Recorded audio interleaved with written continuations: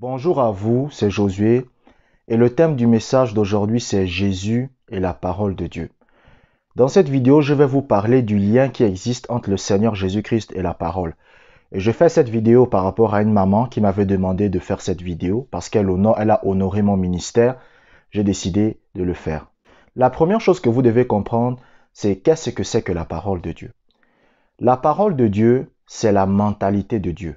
Quand la Bible dit « Au commencement était la parole était avec Dieu et la parole était Dieu », le mot parole qui est utilisé, c'est le mot logos. Le mot logos en grec, c'est un mot qui signifie la personnalité d'une personne ou la mentalité d'une personne. D'autres appelleront ça le mindset, c'est-à-dire c'est le système de pensée qu'une personne possède. Moi, par exemple, j'ai un logos. Le logos qui est dans ma vie, c'est le système de pensée que j'ai. C'est-à-dire, c'est ma personnalité, c'est mon caractère, c'est mon comportement, c'est ma façon d'agir. Et Dieu aussi a son logos. Et le logos de Dieu, c'est son caractère, c'est son comportement, c'est son attitude, c'est sa façon de faire les choses. Donc, la parole de Dieu, c'est plus qu'une page blanche avec des écritures à encre noire. Non, la parole de Dieu, c'est une mentalité. Quand on dit la parole, parce que les gens ne comprennent pas, les gens pensent que la parole de Dieu, c'est juste le fait d'enseigner. Non, la parole de Dieu, c'est une mentalité. Quand la Bible dit pratiquer la parole, qu'est-ce que ça veut dire? Ça veut dire tout simplement ayez la même mentalité que Dieu. Parce que si vous voulez comprendre le lien entre Jésus-Christ et la parole, il faut d'abord que vous compreniez qu'est-ce que c'est que la parole. La parole, c'est une personnalité, c'est la personnalité de Dieu lui-même. Parce que le mot parole vient du mot logos. Dans la Bible, il y a deux mots pour le mot parole. Il y a le mot parole qui signifie logos, qui est la personnalité de quelqu'un, le mode de pensée de quelqu'un, la façon d'agir de quelqu'un, le caractère de quelqu'un. Et il y a le mot rhéma. Le mot rhéma, c'est une parole qui est énoncée spécifiquement à vous. Par exemple, ce que je suis en train de donner, c'est un rhéma. Pourquoi? Parce que je m'adresse à vous. Mais maintenant, le logos, c'est la personnalité de quelqu'un. Vous devez comprendre que Dieu n'est pas une chose. Dieu est une personne. C'est pour ça, vous savez, quand vous priez avec la conscience que Dieu est une personne, vous n'allez pas prier de la même façon. Quand vous savez que Dieu est une personne, vous n'allez pas venir en le criant dessus, tout ça. Vous allez lui parler correctement. Vous savez, il y a des gens, quand ils prient, vous posez la question, est-ce qu'il sait que la personne qu'il est en train de prier, c'est quelqu'un qui existe, quelqu'un qui a une personnalité, quelqu'un qui a un caractère. Mais il y a des gens, quand vous parlez à votre maman, vous parlez bien. Quand vous parlez à votre papa, vous parlez bien. Maintenant, quand vous parlez à Dieu, vous changez de ton de voix. Vous parlez à votre maman bien. Quand vous parlez maintenant à Dieu, c'est Dieu, écoute-moi. Oh Seigneur. Mais Dieu lui-même il dit que mais le gars là a quel problème? Parce que pour beaucoup de chrétiens, Dieu c'est pas une personne. Et c'est ça que vous devez comprendre. Le logos de Dieu, c'est la personnalité de quelqu'un. C'est pour ça qu'on vous dit au commencement était la parole. Quand on vous dit au commencement était la parole, c'est pas la Bible. Il n'a pas dit au commencement était la Bible. On dit au commencement était la parole. Ça veut dire quoi? Le logos, la personnalité, le caractère de Dieu. Et la Bible dit que le caractère de Dieu, la personnalité de Dieu, le comportement de Dieu était Dieu lui-même. Pourquoi? Parce que vous ne pouvez pas séparer le caractère d'une personne de lui-même. Moi, vous ne pouvez pas me séparer de mon caractère. Si vous m'enlevez mon caractère, si vous m'enlevez mon comportement, si vous m'enlevez mon attitude, ma façon d'être, ce n'est plus moi. C'est la même chose que Dieu. Si vous enlevez à Dieu la parole, c'est-à-dire son caractère, son comportement, son attitude, ce n'est plus Dieu. C'est une autre personne. C'est pour cela que parfois vous allez voir des personnes, ils viennent devant vous, leur attitude a changé, vous vous posez la question de qui il est. Pourquoi? Parce que vous savez qu'il est un logos. Le logos, c'est le système de pensée de quelqu'un. Et quand on dit la parole de Dieu, le logos de Dieu, c'est le système de pensée de Dieu. C'est pour cela que la Bible, quel est le but de la Bible? Le but de la Bible, c'est de vous révéler le logos de Dieu. C'est-à-dire, quand vous lisez la Bible vous révèle la mentalité de Dieu, le comportement de Dieu, l'attitude de Dieu, la façon d'être de Dieu.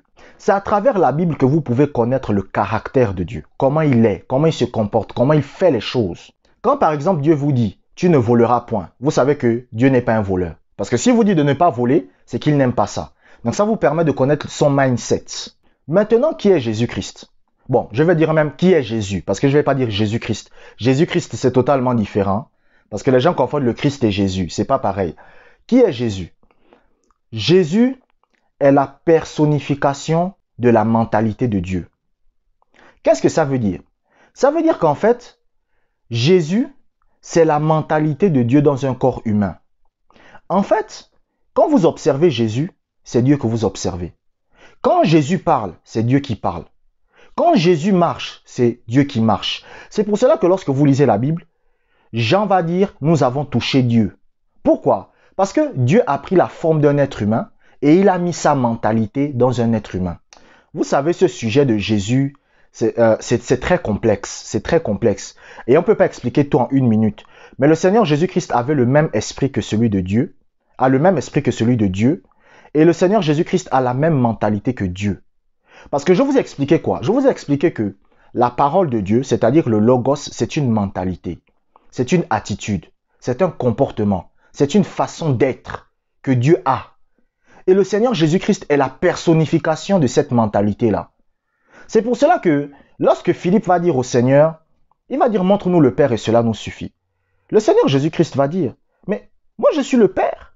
Parce que la mentalité que j'ai, le comportement que j'ai, l'attitude que j'ai, la façon d'être que j'ai, c'est exactement comme celui du Père.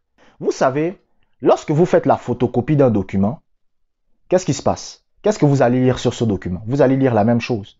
Lorsque vous prenez un document et que vous le photocopiez, c'est la même chose que vous allez toujours lire sur le document. C'est la même chose que Jésus. Et en fait, vous savez, dans la Bible, il y a beaucoup de confusion. Parce que Philippe dit, parce que, écoutez, moi je raisonne comme Philippe. Philippe, il se dit, bon attends, toi tu pries le Père, tu pries Dieu. Comment tu peux être le Père et tu pries encore toi-même le Père? C'est bizarre, n'est-ce pas? Et ça, c'est des choses que le Seigneur m'a fait comprendre avec le temps. Que comment Jésus est lui-même Dieu, mais il prie Dieu. Comment c'est possible? C'est pour cela que les chrétiens ne comprennent pas la différence entre le Christ et Jésus. Ils ne comprennent pas. Le Christ qui est au ciel là, c'est plus Jésus. C'est Jésus, mais c'est plus lui.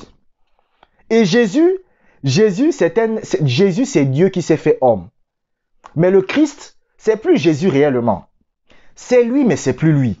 Bon, je ne vais pas entrer dans les détails parce que c'est compliqué.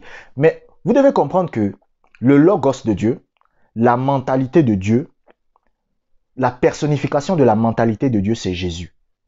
C'est-à-dire que, en observant la vie de Jésus-Christ, vous découvrez comment Dieu est. Parce que, par exemple, comment je sais que Dieu aime guérir les malades? Je sais que Dieu aime guérir les malades parce que lorsque le Seigneur Jésus-Christ vivait sur terre, il guérissait les malades. Il y a un lépreux un jour qui est venu devant le Seigneur Jésus-Christ et il a dit au Seigneur que, Seigneur, si tu le veux, tu peux me rendre pur, tu peux me purifier. Et le Seigneur Jésus-Christ a dit, je le veux, sois pur. Et la Bible dit que la lèpre a quitté cet homme. Donc, en voyant le Seigneur Jésus-Christ guérir les malades, je sais que Dieu aime guérir les malades. Lorsque je vois le Seigneur Jésus-Christ réprimander les hypocrites, je sais que le Seigneur Jésus-Christ n'aime pas les hypocrites. Donc c'est ça. Vous devez comprendre que lorsque vous observez Jésus, c'est la personnification de la mentalité de Dieu. C'est la personnification de la pensée de Dieu. C'est-à-dire que tout ce que Jésus-Christ a fait durant son séjour terrestre, si Dieu était à sa place, il aurait fait la même chose. Parce que la Bible dit que le Seigneur Jésus-Christ a été obéissant jusqu'à la mort.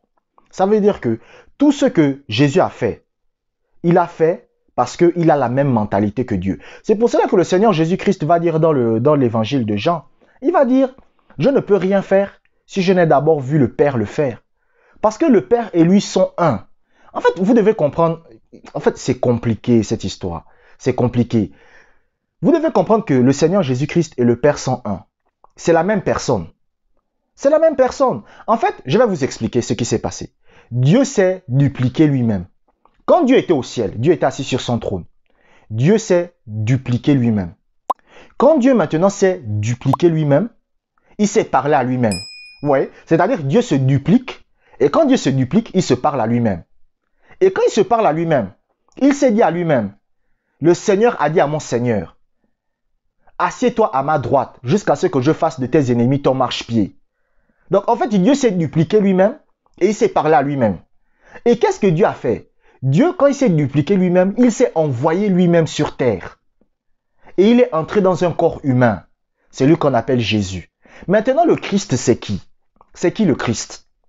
Le Christ, c'est lorsque Jésus est remonté au ciel et Jésus et Dieu le Père se sont remis ensemble. Et ça a créé le Christ. C'est pour cela que celui qui est assis sur le trône au ciel, c'est Jésus-Christ. Je ne sais pas si vous m'avez compris. Bon, bref, je m'arrête là. Abonnez-vous pour des prochaines vidéos et que la grâce du Seigneur soit avec vous.